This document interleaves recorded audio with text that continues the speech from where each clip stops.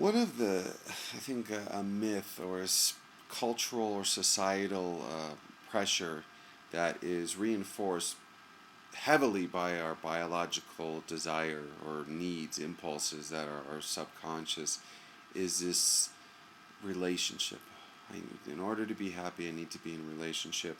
And oftentimes people aren't even conscious of this force that guides their life. And I used to be so inured in this trap of a relationship. I'll be so much happier if I meet someone. If I meet someone who thinks like me, or who's spiritual, or who I don't know, I could share my life with, and it's so prevalent in all aspects of our life. And we never sit back and examine, whoa, wait, what there are just tremendous benefits of being single. And really, it has less to do about needing a relationship and more about our resisting what is, and learning how to be at peace with our lives without a relationship.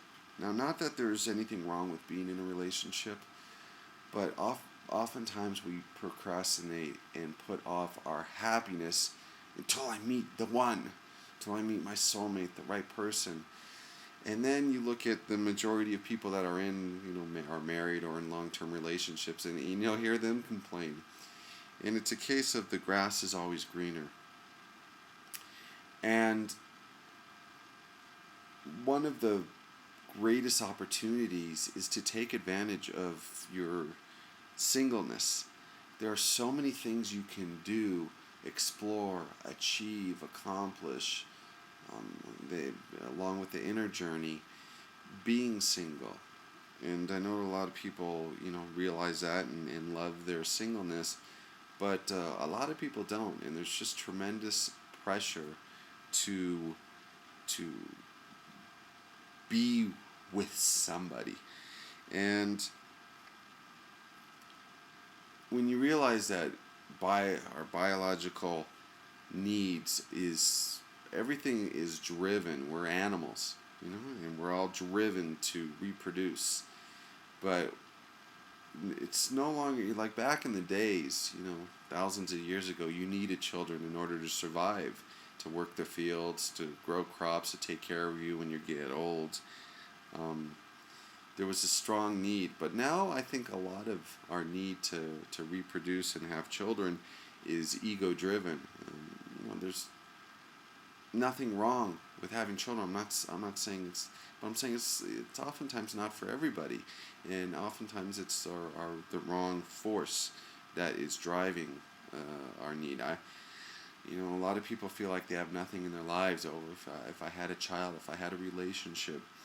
And the place to start, the moment you start externalizing your life and looking outward to fulfill or complete you, you're doomed. You're doomed to suffer. Because one, there is no ideal relationship.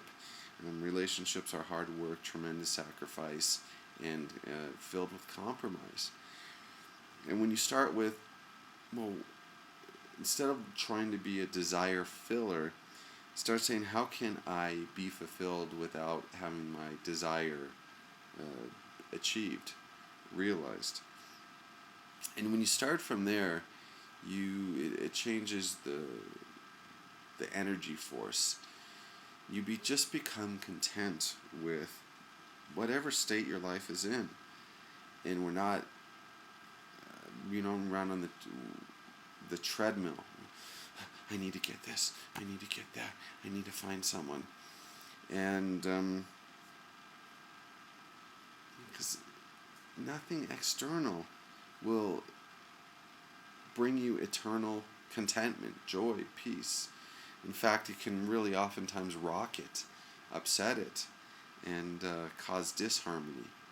So the place to start is not finding the right person. The place to start is, what is lacking within me that I feel I need the right person, or I need to meet somebody. And when you start from there, you could start filling in the gaps and empower yourself to be content with your life as it is. And then you become so much more attractive to other people. It's a strange irony, but then you start meeting other people because you're in a healthy place. But most of us enter relationships from a state of lack. I need this person to be happy, or to complete me, or to fulfill me. And it's just simply not the case.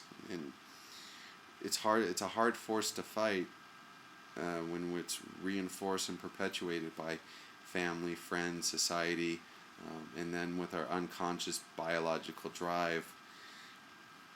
So you bring all that to the forefront, and you could start managing these desires by realizing, no, it's not. It's all the propaganda is not true. I don't need someone to be happy.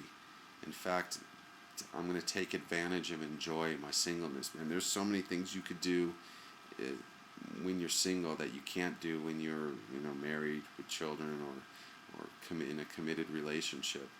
So it's a real great place to explore and really just seize the day and opportunities of the fruits of savoring your freedom.